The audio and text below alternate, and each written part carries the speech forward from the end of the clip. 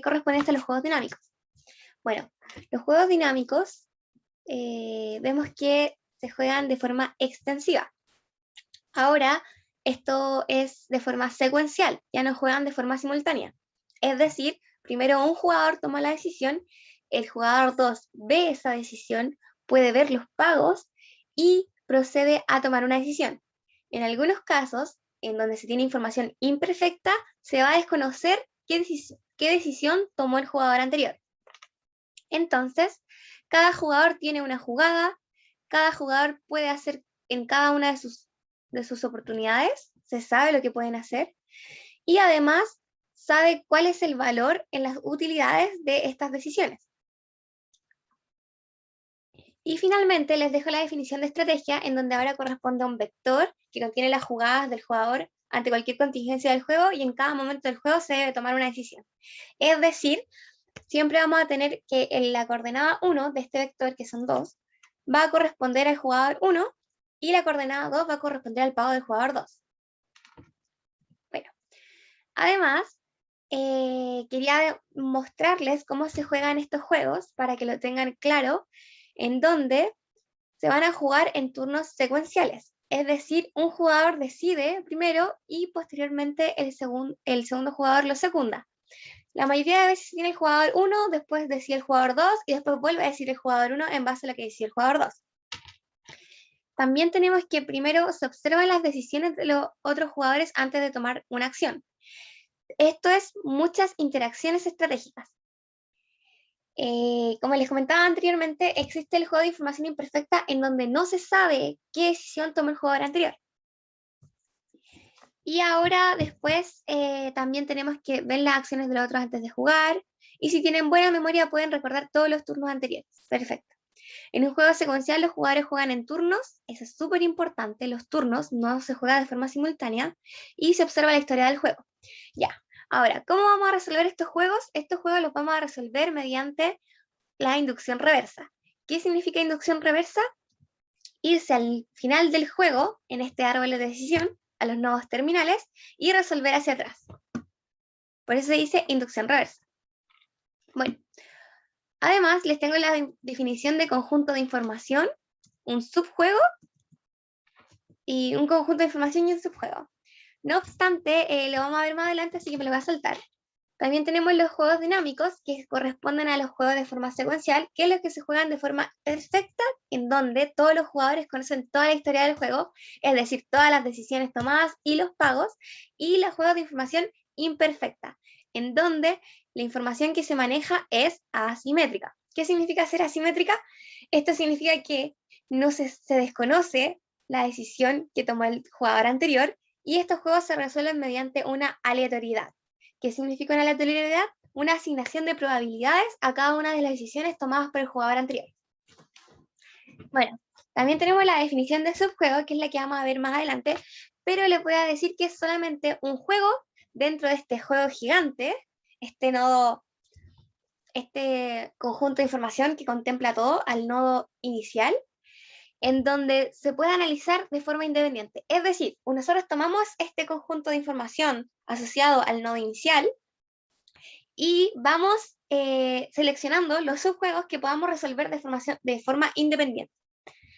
Así, a la práctica, uno encuentra un subjuego cuando se encierra un nodo y todos los que los secundan, y no se encuentra una línea puntuada que los divida. Más adelante voy a detallar eso. Bueno, también tenemos que, de forma técnica, empieza en el nodo n, que es el único nodo de un conjunto de información. Es un singleton que contiene un solo elemento. Fíjense en la palabra singleton, porque más adelante la vamos a utilizar. E incluye a todos los nodos que siguen a n en el árbol. Es decir, nosotros seleccionamos un singleton correspondiente al único nodo de un conjunto de información y todos los que lo secundan. Esa es la información no gráfica. También tenemos el equilibrio perfecto en subjuegos. Nos movemos del equilibrio de Nash a el equilibrio de Nash en un juego simultáneo, y nos vamos a un equilibrio perfecto en subjuegos asociado a un equilibrio en juegos dinámicos. Ya. Entonces, partimos con la pregunta 1. ¿Qué es el juego de Stackelberg? ¿A qué se le conoce como un juego de Stackelberg? Bueno, partamos con este problema. Considera el mercado de las hamburguesas de origen vegetal, en donde existen diversas empresas que producen el mismo bien. Entonces tenemos diversas empresas que producen el mismo bien. Sin embargo, Notco es la que tiene mayor poder en el mercado y por lo tanto asume el rol de liderazgo. Es decir, esta empresa Notco va a ser la empresa que decida primero. ¿Por qué? Porque tiene mayor poder en el mercado. Y ahí le dan varias razones. Puede deberse a que la optimización de sus procesos ha generado reducción de costos, que su publicidad sea más efectiva, etc. Ahora, dada esta característica, las empresas juegan un juego de Stackelberg. Aquí le están diciendo que hay una empresa, que es la empresa Notco, que es la empresa que decide primero. Y posteriormente las empresas siguientes o las demás empresas la secundan. Es decir, toman la decisión basados en la decisión que toma Notco. Ahora, les piden describir cómo sería el juego de Stackelberg que juegan las firmas. Piense cuál es aquella firma que juega primero y la seguidora. Bueno, como ya dije antes, la firma que juega primero es aquella que tenga mayor poder en el mercado. Es decir, es la firma Notco la cual va a poder decidir qué cantidad producir de hamburguesas. Bueno, entonces, ¿cómo se ve este juego? Bueno, Notco elige Q1, que corresponde a la cantidad de hamburguesas que va a producir durante esta temporada. Y supongamos que existen solo dos firmas, Notco y otra firma seguidora. La firma seguidora observa Q1 y elige Q2, es decir, estamos en un juego de formación simétrica. Todos los jugadores, los jugadores pueden ver los pagos de los jugadores anteriores y las decisiones. Entonces, la firma 2 ve cuánto eligió Notco de producción y a partir de ello elige Q2. Entonces, recordando la utilidad, que es beneficio menos costos, definimos cuánto va a producir cada firma. Entonces, la utilidad es QI por P de Q menos C. Y con P de Q, la demanda inversa. Entonces, ¿qué sería? ¿Qué es QI por P de Q? Bueno, eso corresponde al beneficio total, dado por la cantidad producida por la demanda inversa, menos le restamos los costos totales, que es QI por C, con C el costo marginal de producción. Eso lo vimos en la auxiliar 3, entonces ya deberían saberlo. Finalmente, aquí les dejé que esto es la demanda inversa del mercado. Súper. Ahora seguimos. Encuentren las estrategias y utilidades óptimas de cada firma. Para encontrar esto, recordemos que nosotros debemos maximizar las utilidades. Si bien definimos las utilidades para cada firma, debemos saber cómo se juega este juego. Bueno, entonces, estamos ante un juego dinámico que es de información completa, y ya que la firma 2 observa Q1 antes de elegir, resolvemos por inducción reversa. Entonces, yo les decía que estos juegos de secuenciales se resuelven por inducción reversa. ¿Y qué es lo que hacen? Nosotros nos planteamos el nodo inicial y decimos que en el nodo inicial va a decidir Notco, que es la firma 1. Y va a decidir la cantidad a producir. Puede producir 1, puede producir 2, puede producir 3, lo que quiera. Pero produce Q1. A partir de esta decisión tomada, la empresa secundaria, que es la firma 2, va a observar esta cantidad Q1 que decidió la firma 1 y a partir de esta cantidad ellos van a tomar la decisión de cuánto producir, maximizando sus utilidades de la firma 2. Entonces, nosotros ¿qué hacemos? Resolvemos por inducción reversa, planteándonos desde cuál es la cantidad óptima que produce Q2 y después esta cantidad óptima la reemplazamos en la función objetivo de Q1 y finalmente obtenemos el valor de Q1 y reemplazando obtenemos el valor de Q2. Suena un poco complicado, pero a continuación lo vamos a resolver en pocos pasos. Entonces, procedemos. Bueno, ¿qué decimos?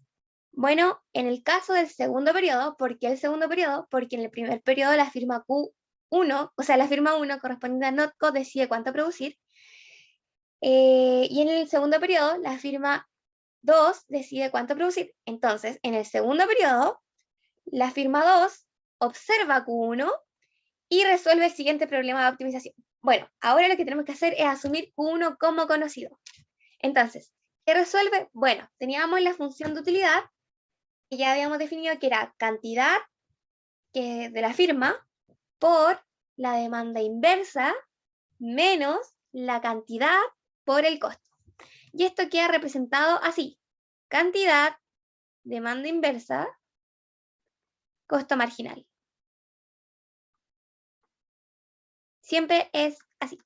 Entonces, ¿qué vamos a hacer?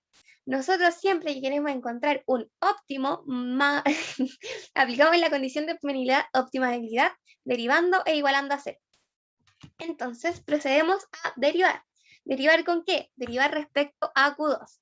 ¿Por qué? Porque estamos encontrando la función de mejor respuesta de la firma 2 ante la decisión de producción de la firma 1. Entonces, si nosotros derivamos respecto a Q2, vamos a tener por regla de la cadena A menos Q1 menos C medios.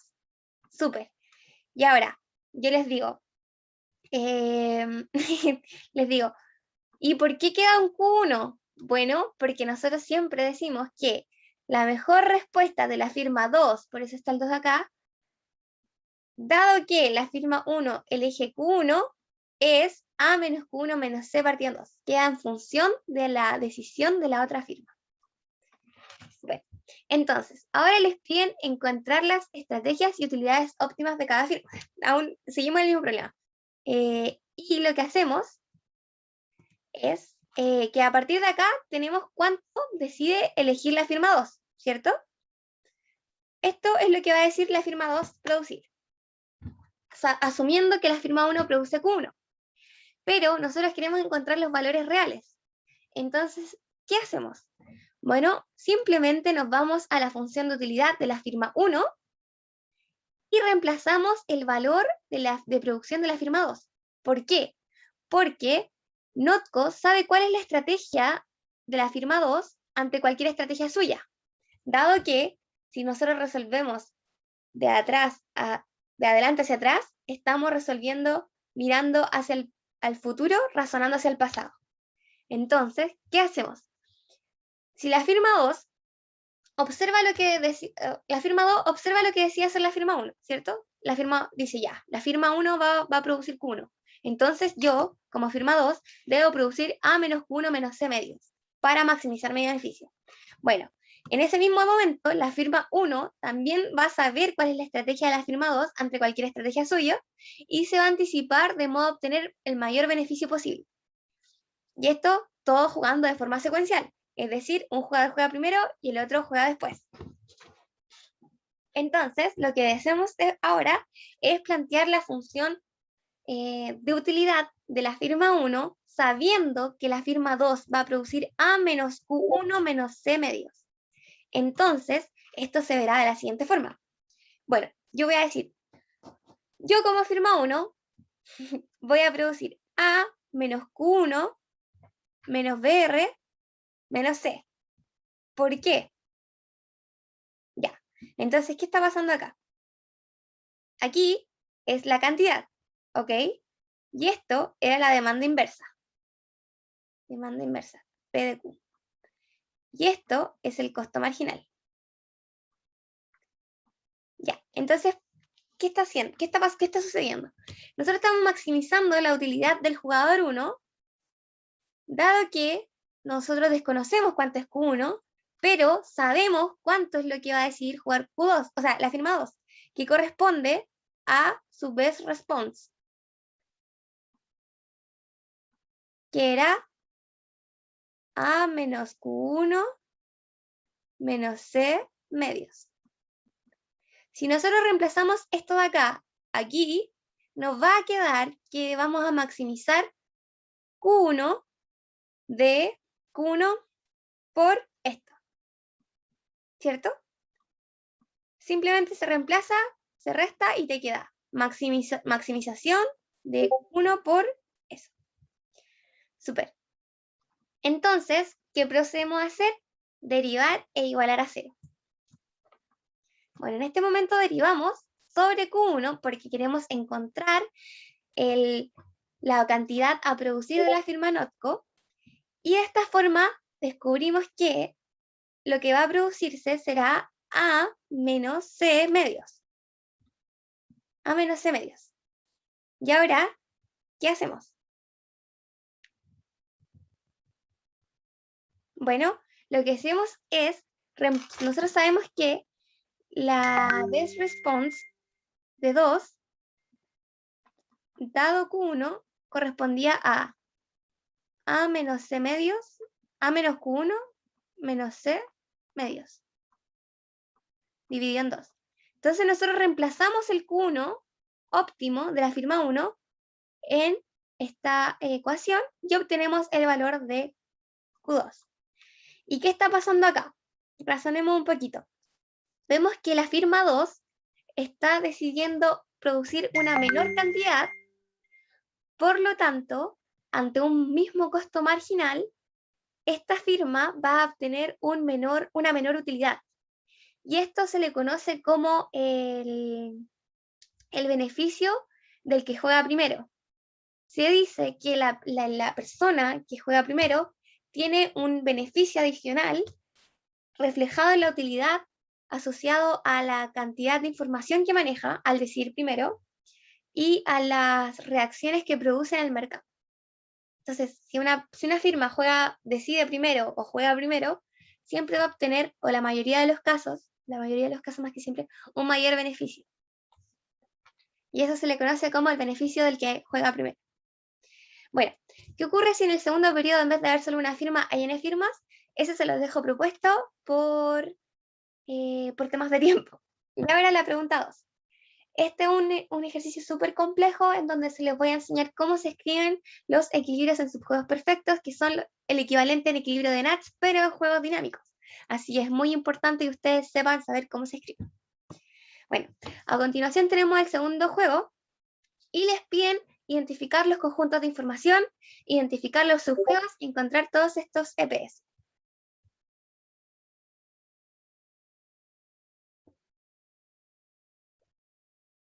Ya, entonces, ¿qué vamos a hacer? Vamos a partir con, ¿qué era un conjunto de información? Bueno, un conjunto de información es aquellos nodos que satisfacen lo siguiente. El jugador tiene la jugada en cada nodo.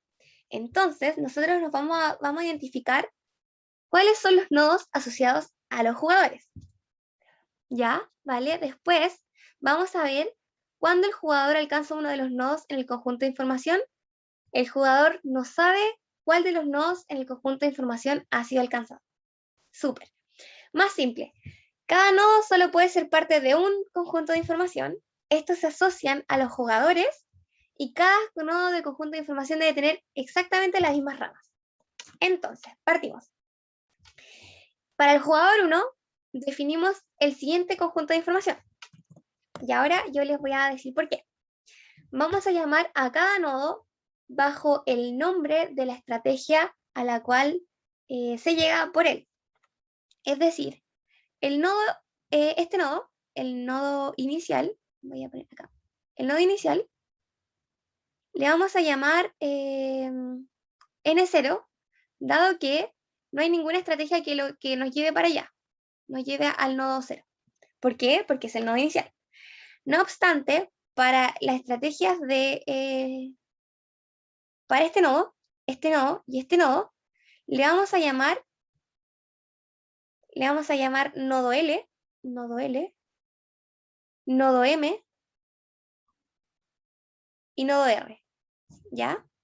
¿Por qué? Ustedes le pueden decir ya nodo 1, nodo 2, nodo 3, pero es más fácil utilizar las estrategias que lo dirigen al nodo.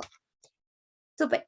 Y estamos marcando, si ustedes se dan cuenta, con color amarillo los nodos correspondientes al jugador 1 y con color rojo los nodos correspondientes al jugador 2. Entonces, aquí vuelve a jugar el jugador 1 y ya tenemos los nodos nodo L, minúscula, y nodo R. Ya. Ahora, para identificar los conjuntos de información, debemos saber cuáles son los nodos asociados a cada jugador.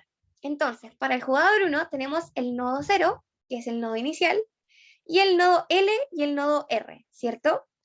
Bien, ahora nosotros debemos decir, ya, vamos a seleccionar aquellos que tengan, como bien decía acá, ¿cómo se llama? Ahora sí.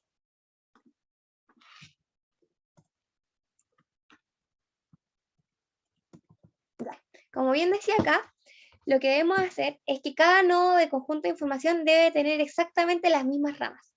Entonces, nosotros vemos una línea puntuada, y así es donde nosotros vamos a reconocer que se desconoce una información. Nosotros podemos decir que estos nodos corresponden al mismo conjunto de información. Entonces, ustedes al ver una línea puntuada, lo que está sucediendo es que el jugador desconoce la información o la decisión que ha tomado el jugador anterior. Y aquí, el jugador 1 está viendo que no sabe si el jugador 2 elige L o R. Por lo tanto, la información, información del juego es asimétrica. Y aquí, el jugador 2 no sabe si el jugador 1 elige M o elige R. Y nuevamente, encerramos esta línea puntuada, señalando que pertenecen al mismo conjunto. Y finalmente, nosotros podemos escribir los conjuntos de información del jugador 1 como los nodos en los que él está jugando. Entonces sería, para el jugador 1, sería el nodo 0, claro, que es el nodo inicial. Y aquí escribimos como un mismo conjunto al nodo L y al nodo R, dado que la información es desconocida. Y para el jugador 2 hacemos lo mismo. Entonces, para el jugador 2 tendremos que él juega en el nodo L, y también juega en el nodo M y en el nodo R. No obstante, él desconoce la información asociada a la jugada del jugador anterior sobre M y R. Por lo tanto, escribimos en el mismo conjunto los nodos R y el nodo M. Y de esta forma queda definido los conjuntos de información que se les solicita. Y ahí ustedes ya tienen un punto base en el control, hablando del control. Y procedemos.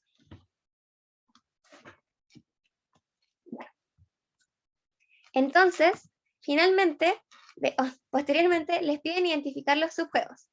¿Qué hacemos para identificar los subjuegos?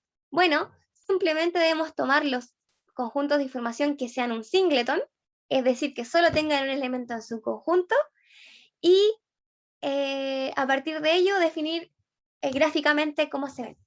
Entonces, en este caso, los conjuntos de información están dados por el nodo inicial para el jugador 1 y el nodo L, que está asociado al jugador 2. Entonces, esos serían los conjuntos de información. Ya, pero gráficamente, ¿cómo se ven? Bueno, estos conjuntos de información gráficamente se ven de la siguiente forma.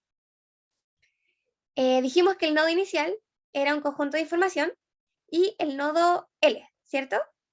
Bueno, lo que ustedes tienen que hacer es ver gráficamente, así, y trazar una línea tangente al nodo, ¿correcto? Y ver si es que existe una línea que se escapa de esta línea tangente o la toca, y de ser así, tienen que irse más atrás de este árbol para encontrar el subjuego. Ya, ahora los vamos a poner en práctica todo lo que dije anteriormente. Ya, entonces, ¿qué hacemos? Primeramente, ustedes agarran un nodo y trazan una línea tangente. Lo voy a hacer con este color azul. Trazan una línea tangente. Y ven si es que esta línea tangente toca alguna estrategia o una estrategia se escapa de esta línea. Y en este caso nosotros vemos que sí ocurre. ¿Por qué? Porque está esta línea puntuada. Está esta línea puntuada que me conecta el nodo L con el nodo R y me dice que están compartiendo información, dado que no se desconoce la información del juego anterior.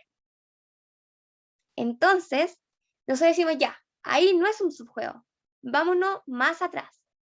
Y hacemos una línea tangente acá. Y decimos, ¿hay una línea que se escapa a este juego? Sí, pero esta es la jugada del jugador 1. Entonces, no existe otro nodo que me genere una dependencia. Entonces, este es un juego que podemos jugar de forma independiente. Ah, y eso es la definición de un subjuego. Y por lo tanto, aquí tenemos el primer subjuego. Y esto es lo que le vamos a llamar subjuego 1. Y es muy importante que ustedes sepan identificar cuántos subjuegos hay. En este caso tenemos solo uno. Ahora, vamos a buscar el otro subjuego. O si existen 3. Bueno, procedemos de la misma forma. ¿Qué hacíamos? Planteábamos una línea puntuada, o sea, una línea tangente al nodo, y vemos si existe una línea que nos conecte con otro nodo o nos tire otra estrategia. Y en este caso hay una línea puntuada que nos conecta al nodo R, que nos dice que el jugador 2 desconoce la información del jugador 1 si es que juega M o R. Entonces tenemos que escalar hacia atrás. Y trazamos la línea puntuada acá. Y vemos que efectivamente este es un subjuego independiente. Pero ¿cuál es? ¿Cuál es el subjuego? Yo les digo, ¿es este? ¿Este es el subjuego? Les voy a dar como 5 segundos para que me lo digan. Si es o no, para que lo piensen. No, ya, ahora sí. No, no es un subjuego. ¿Por qué? Porque existe la estrategia L, que yo no estoy considerando en mi conjunto, en mi subjuego, que me genera dependencia con el subjuego 1. Por lo tanto, mi subjuego 2 estará asociado a todo el árbol, puesto que yo necesito que se juegue de forma independiente. Y esto es el subjuego 2. De esta forma, tenemos dos subjuegos. El subjuego 1 correspondiente al árbol de más a la izquierda y al subjuego de más a la izquierda, y el subjuego 1 y el subjuego 2 correspondiente a todo el árbol. ¿Y por qué es importante que ustedes sepan identificar cuáles son los subjuegos? Porque más adelante en los equilibrios vamos a incluirlos si es que nuestro subjuego lo toma. Hay que incluir las estrategias dentro de nuestras matrices, si es que si es que corresponden al subjuego.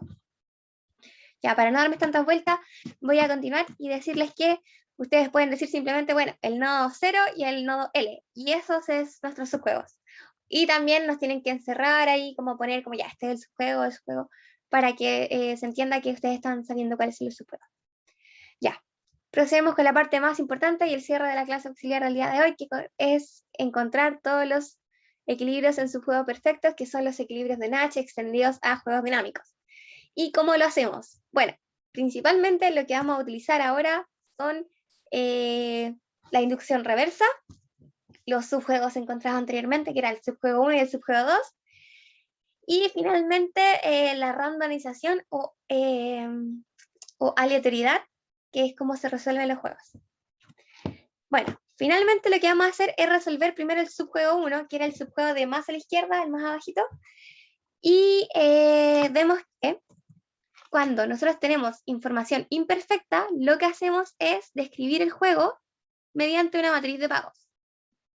Y esta matriz de pagos, recuerden que la vimos muchas veces en estos juegos de forma normal, simultánea, en donde resolvíamos por función de mejor respuesta, intersección de función de mejor respuesta o eliminación iterada de estrategias estrictamente dominadas. Entonces, a continuación, vamos a resolver el subjuego 1, que estaba dado por todo esto de acá. Este era el subjuego 1. Y vemos que el subjuego 1, estos subjuegos se pueden resolver de forma independiente. Entonces planteamos una matriz de pagos asociada a este juego. ¿Y cómo se hace? Bueno, nosotros sabemos que hay dos jugadores, entonces simplemente escribimos que el jugador 1 va a jugar aquí y el jugador 2 va a jugar acá. ¿Qué estrategias puede jugar el jugador 1? Puede jugar X o puede jugar Y. ¿Y qué estrategias puede jugar el jugador 2? L o R. Y ahora, ¿qué pagos van a obtener? Bueno, nos vamos a los pagos finales y vemos que cuando el jugador 2 juega L y cuando el jugador 1 juega X, el jugador 1 obtiene un pago de 2. ¿Por qué? Porque es el primer componente del vector. Y la segunda componente corresponde al pago del jugador 2. Entonces, en esta casilla va a obtener un 2,1. Ya, perfecto. Ahora, cuando el jugador 1 juegue X, el jugador 1 juega X, pero el jugador 2 juega R, se va a obtener un pago de 1,2, en ese orden, 1,2. Y así nos vamos, cuando el jugador 2 juega L, y el jugador 1 juega I, se obtiene un 1,2. Y finalmente, cuando el jugador 2 juega R y el jugador 1 juega I, se obtiene un 2,1, en ese orden. Y así tenemos la matriz resultante. En este caso es simétrica, las diagonales son las mismas y los valores de la matriz inferior y superior también corresponden a los mismos valores. Entonces, expresamos esta misma matriz de forma más bonita en LaTeX, y la cual se ve de la siguiente forma. Vale. A partir de esto, nosotros aplicamos la eliminación y trae estrategias estrictamente dominadas, y vemos que no hay estrategias dominadas. Tampoco, después, posteriormente, aplicamos la intersección de función mejor respuesta, y vemos que no existen una estrategia, un equilibrio de Nash en puras. Por lo tanto, ¿qué es lo que siempre procedemos a hacer? Es buscar en mixtas. ¿Y qué hacemos? Para ello, asignamos una distribución de probabilidad asumiendo los siguientes valores: Q mayor a 0 y 1 menos Q mayor a 0. P mayor a 0 y 1 menos P mayor a 0. Y definimos la distribución de probabilidad para el jugador 1 como P menos 1, 1 menos P, y para el jugador 2 Q y 1 menos Q. Bueno, posteriormente, en esta matriz de pagos asignamos las probabilidades que habíamos dicho que iban a ser estrictamente positivas, y procedemos a imponer la indiferencia entre las utilidades. Y de esta forma nosotros obtenemos que el valor de Q corresponde a un medio. ¿Cómo hicimos esto? Bueno, estamos analizando el jugador 1, la estrategia las utilidades del jugador 1.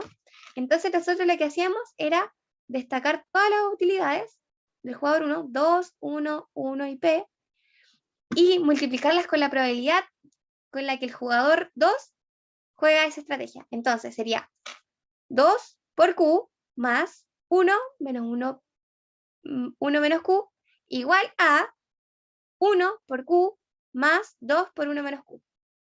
¿Por qué? Porque deberíamos obtener los mismos pagos jugando, si el jugador 1 jugara X, como si jugara Y. Y de esta forma llegamos a que Q corresponde al valor de un medio. Ahora, 1 menos Q es igual a 1 menos un medio, y esto es un medio. Entonces, la distribución de probabilidad para el jugador 1 está dada por un medio y un medio. Ahora, dado que esta matriz era simétrica, aplicamos el gran truco en decir que si sigma 1 es un medio como un medio, sigma 2 es un medio como un medio. Y de esta forma obtenemos que el equilibrio de Nash está dado por esta distribución de probabilidad.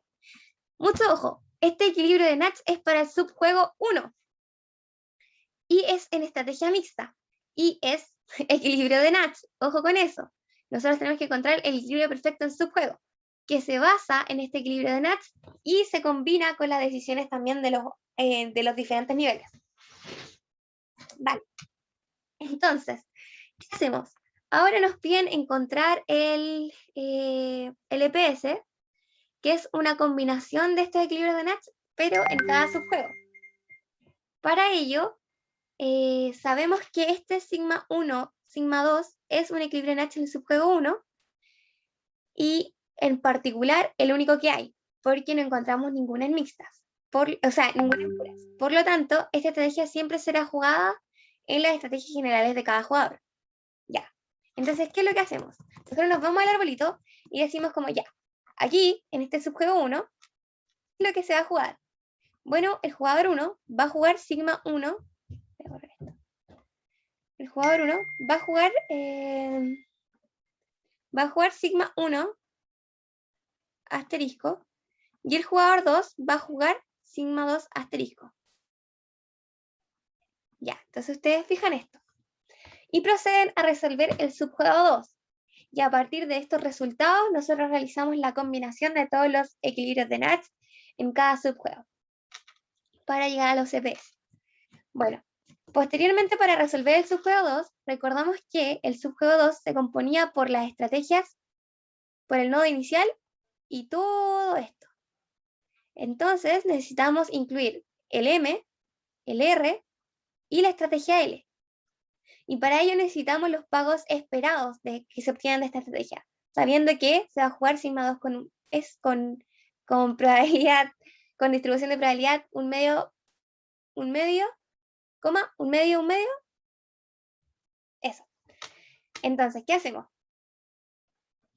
Bueno, nosotros vamos a proceder a calcular las utilidades esperadas asociadas a este equilibrio de Nash. Para ello, simplemente nos ponemos en el caso de las utilidades del jugador 1 y la probabilidad con la cual se cae en la casilla, que sería un cuarto. Que es lo mismo decir como ya, un medio, que la probabilidad es la estrategia, por 2 por un medio, más 1 por un medio, más 1 por un medio, más 2 por un medio. ¿Y qué significa esto? Bueno, esto de acá es la utilidad del jugador 1, que está por la matriz de pago. Esta de acá es la probabilidad con la que el jugador 2 juega la estrategia. Y esta de acá es la probabilidad con la que el jugador 1 juega su estrategia. Bueno.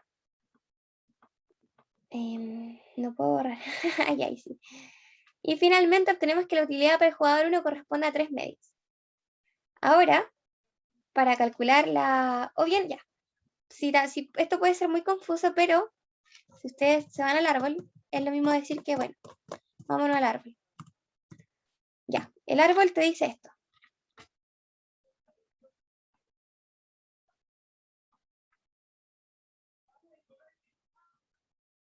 Esta es la estrategia L, y esta es la estrategia R, esta era X e Y, y esta era X e Y.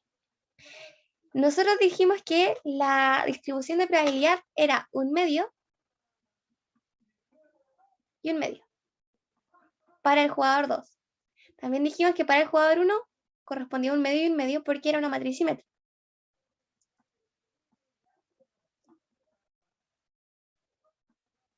También sabemos que los pagos o utilidades de cada jugador era, vamos a ver,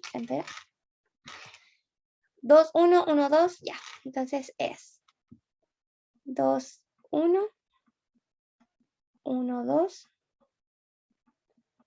2, 1. Ah, no, 1, 2, 1, 2. Aquí era 1, 2. Se ve cierto que está bien, no sé para qué pregunta. Entonces 1, 2. Y esta de acá era 2, 1. Bueno, entonces ahora lo que hacemos es aplicar los conceptos que ustedes vieron en investigación de operaciones y simplemente nosotros decimos ya, ¿cuál es la probabilidad, cuál es la utilidad de que el jugador 1 obtenga acá? ¿Cuál va a ser la utilidad? La utilidad esperada, bueno, va a ser 2, y ahí ustedes aplican la condición, un medio por un medio, que es lo mismo que les dije anteriormente, más, para el jugador 1, estamos viendo que sería 1 por la ramita un medio por un medio, más la ramita un medio por 1, que sería el pago esperado, más la ramita un medio por 2. Bueno, ahora finalmente ya para cerrar este tema, nosotros lo que hacemos es calcular las utilidades esperadas y ahora procedemos a achicar todo este arbolito que era el subjuego 1 a un solo pago esperado. Entonces, como era simétrico, decimos que este pago esperado va a ser de 3 medios correspondiendo al subjuego 1. Ya. Ahora, lo que hacemos es resolver vamos a encontrar el equilibrio de Nash correspondiente al subjuego 2. Y este era el subjuego 2. ¿Y por qué es importante incluirlo? O sea, ¿por qué es importante reconocer bien los subjuegos? Es porque, en este caso, si nosotros no incluyéramos la estrategia L, dado que hubiéramos dicho como no, mi subjuego 2 corresponde a todo esto, tendríamos un resultado diferente, en donde podríamos decir que no existe una estrategia estrictamente dominada. Por ejemplo, en esto de acá vemos que no existe, solamente considerando M y R, y ahí tendríamos que hacer en mixtas y sería un resultado distinto al que vamos a hacer ahora, incluyendo la estrategia L en nuestra matriz. ¿Y por qué la incluimos? porque nuestro subjuego nos dice que vamos a jugar este juego independiente solo cuando incluyamos la estrategia L. De esta forma, nosotros decimos ya, sin importar lo que escoge el jugador 2 en este caso, vamos a decir que siempre obtiene un pago de 3 medios. Por lo tanto, independiente si nosotros decimos ya, ahora el jugador 2 va a decir A o B, siempre va a tener un pago de 3 medios, 3 medios, 3 medios, 3 medios. Y de esta forma nosotros definimos la matriz de pago. ¿Y por qué estamos definiendo una matriz de pago? Bueno, voy a borrar esto. Estamos definiendo una matriz de pagos dado que tenemos un juego de información imperfecta, en el cual el jugador 2 desconoce la decisión tomada por el jugador 1 entre jugar M o jugar R. Ya. ¿Nosotros qué hacemos con esta tablita que tenemos aquí con esta matriz de pago? Bueno, aplicamos eliminación de estrategias estrictamente dominadas y de esta forma eliminamos la estrategia M, porque se encuentra estrictamente dominada por la estrategia L. Y reducimos la matriz a una matriz solamente con las jugadas L y R para el jugador 1, A y B para el jugador 2. Aplicamos nuevamente, aplicamos ahora la intersección de función de mejor respuesta y llegamos que el equilibrio de Nash se encuentra dado por L, B y R, A. Ya, ahora tenemos el equilibrio de Nash para este subjuego. Entonces, ¿qué va a pasar? Anotemos aquí. En este equilibrio de Nash estamos diciendo que el jugador 1 va a jugar L, y posteriormente va a jugar B, el jugador 2. Entonces el jugador 2 va a jugar B. Aquí vamos a decir como J2. Va a jugar B. Entonces, si bien esta estrategia no existe, nosotros la inventamos, decimos que el jugador 2 va a jugar B. Ahora, también nos dice que va a jugar R, A.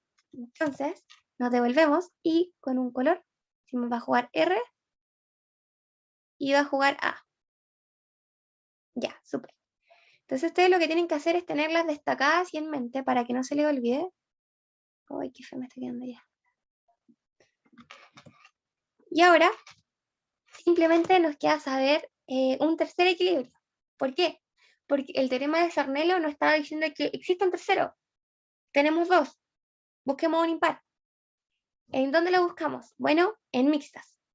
Y ahora lo que hacemos es asignar de nuevo una distribución de probabilidad y asumiendo probabilidades estrictamente positivas, imponemos después indiferencia en esperanza de utilidades y encontramos la distribución de probabilidad. O bien, y aquí está la parte... sigamos. Entonces, ¿qué es lo que hacemos? Nosotros queremos encontrar con qué probabilidad juega el jugador 2. La estrategia A o B, ¿cierto? Dependiendo de lo que el jugador 1 elija. Entonces, decimos que, bueno, según la tablita de pago que nos quedó, agarramos las utilidades para el jugador 1, destacamos 3 medios, ahí, 3 medios, 3 medios, 3, 0, e imponemos igualdad en esperanza de utilidad, y de esta forma obtenemos el valor de P, que va a jugar P con el valor de un medio. Entonces, el jugador 2 va a jugar la estrategia A con el valor de un medio. Y por ende, va a jugar la estrategia B con el valor de un medio. Súper. Vamos acá y decimos, bueno, va a jugar esto con un medio y un medio. Y un medio y un medio. ¿Cierto? Y además, debemos encontrar con qué probabilidad el jugador 1 juega sus estrategias L, M o R. Habíamos dicho que la estrategia M nunca va a ser jugada porque se encontraba estrictamente dominada por L.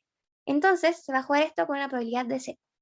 Nos quiere encontrar la probabilidad con que juega L o la probabilidad con que juega R. Esto ustedes lo pueden hacer mediante lo mismo anterior, que sería...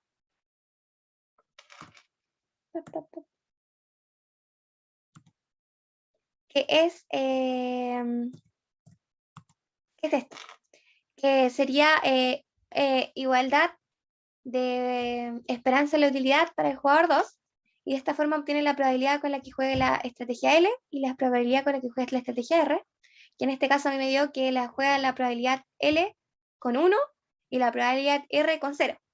Entonces a mí me quedó que esto sería 1 y esto 0. O también ustedes pueden asumir una randomización o aleatoriedad en la decisión del jugador y decir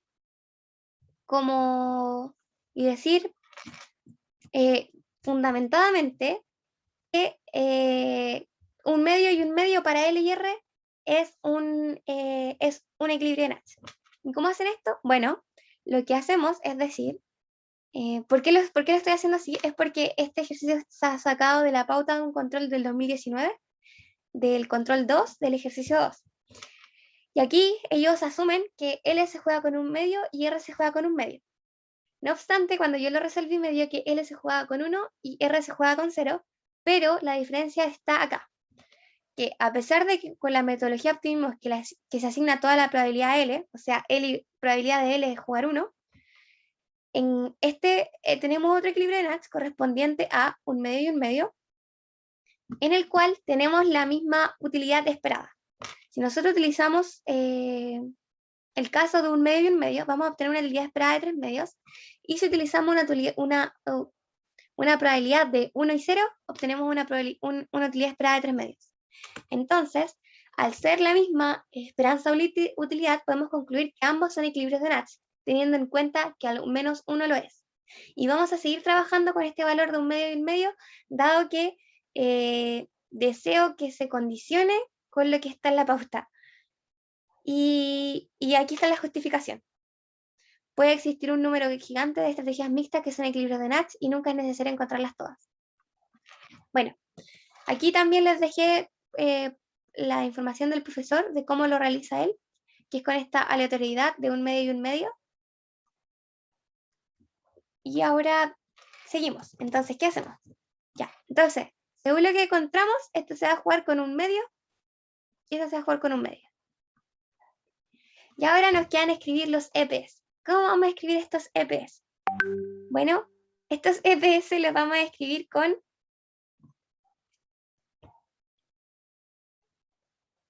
lo siento, me llegó un mensaje importante. Lo vamos a escribir con con una anotación súper específica, que es la siguiente. Bueno, para escribir los EPS, ustedes, bueno, aquí está la explicación y cómo vamos a continuar. Para escribir los EPS, uno siempre escribe lo siguiente. Parte con la jugada del jugador 1, por acá por eso dice 1, y aquí después las del jugador 2. La coma te indica cuándo los separas. Uy, se me vio el pijama, lo siento. Después, lo que ustedes tienen que hacer es lo siguiente. Identificar los niveles de juego. Este de acá corresponde al nivel 1. Este de acá corresponde al nivel 2. Y finalmente tenemos el nivel 3. ¿Y por qué? Porque en cada juego se está tomando una decisión. Entonces, la primera jugada va a ser el primer nivel, primer periodo, primer tiempo, como ustedes quieran llamarlo. La segunda decisión se va a llamar nivel 2, porque es la que se toma posterior a la decisión 1. Y finalmente, la decisión que la segunda o la tercera decisión que se toma dentro del juego corresponde al nivel 3. Entonces, para escribir estos equilibrios en subjuegos perfectos, tenemos que hacerlo de forma ordenada, es decir, por niveles. Primero, todas las decisiones desde nivel de arriba hacia abajo. Y finalmente, lo que ustedes tienen que tener en cuenta es que estos equilibrios se escriben de izquierda a derecha, es decir, partimos de acá y nos movemos hacia allá. Ya con esto en mente, procedemos a escribir todos los equilibrios encontrados. Equilibrios en subjuegos perfectos. Entonces, si bien teníamos este arbolito, después nosotros resolvimos el subjuego perfecto 1 y llegamos a este árbol. ¿Y cómo lo hicimos? Bueno, dijimos que el jugador 2 acá jugaba con una probabilidad sigma 2' y sabíamos que el jugador 1 acá jugaba con sigma 1'. para que lo tengan en mente. También dijimos que esto iba a ser un medio, y dijimos que esto iba a ser un medio, esto iba a ser 0, esto iba a ser un medio, y esto iba a ser un medio. Estas eran las mixtas, ¿recuerdan? Y además teníamos las estrategias puras para el subjuego 2. ¿Y cuáles eran estas puras? Era L, B, y también teníamos R, A. Ya, ahora sí. Ahora ya tenemos todo listo, procedemos a escribir estos equilibrios perfectos en subjuego. Entonces, ¿qué hacemos? Lo que yo les decía, en orden, por niveles. Partimos con el EEPS1 correspondiente al equilibrio perfecto en subjuegos encontrado en el subjuego 1, donde jugaba sigma 1 y sigma 1, y además tomando esta estrategia. Entonces, LD como equilibrio de Nash, ¿cierto? Ya. Entonces, ¿qué hacemos? Entonces, recuerden que yo les dije que partíamos de acá hacia allá. Entonces, primero escribamos el primer el EPS1, correspondiente a la estrategia siguiente. Vamos a decir, ya, vamos a agarrar el ID y el subjuego 1. El ID, L, D, correspondía al subjuego 2. ¿Se acuerdan? El equilibrio de Nash en el subjuego 2. Y también tenemos que aquí está tomando el subjuego 1. Y el subjuego 1 nunca va a cambiar. Ya, ahora vámonos por niveles. Entonces, en el nivel 1, ¿qué está ocurriendo? El jugador 1, en el nivel 1, está decidiendo jugar L. Correcto. Posteriormente, el jugador 1 decide jugar, aquí juega el jugador 2. Aquí está jugando el jugador 2. Pero, aquí vuelve a jugar el jugador 1. Y el jugador 1 decide jugar sigma 1 asterisco. Entonces, ¿nosotros qué hacemos? Escribimos ya. Primero, él va a jugar L en el primer nivel. Después, en el nivel 3, él va a jugar, este era el nivel 2, él va a jugar sigma 1 asterisco. Súper. Entonces, escribimos sigma 1 asterisco. ¿Tiene algún nivel más que jugar? No, no tiene ningún nivel más que jugar. Entonces, ponemos la coma, la grandiosa coma, que nos dice que ahora vamos a ver todos los equilibrios del jugador 2. Vemos que el jugador 2, estamos en este EPS. ¿Qué está haciendo el jugador 2? El jugador 2 solo decide en un solo nivel. ¿Y en qué nivel decide? Él decide acá. ¿Cierto?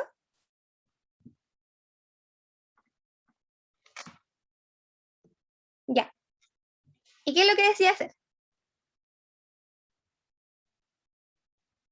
Bueno, él decide jugar la estrategia mixta que habíamos encontrado, que era sigma 2 gorrito, ¿cierto? Aquí él decide jugar sigma 2 gorrito. Habíamos dicho eso, ¿cierto? Y además, él decide jugar B, porque fue la estrategia pura que encontramos para el subjuego 2.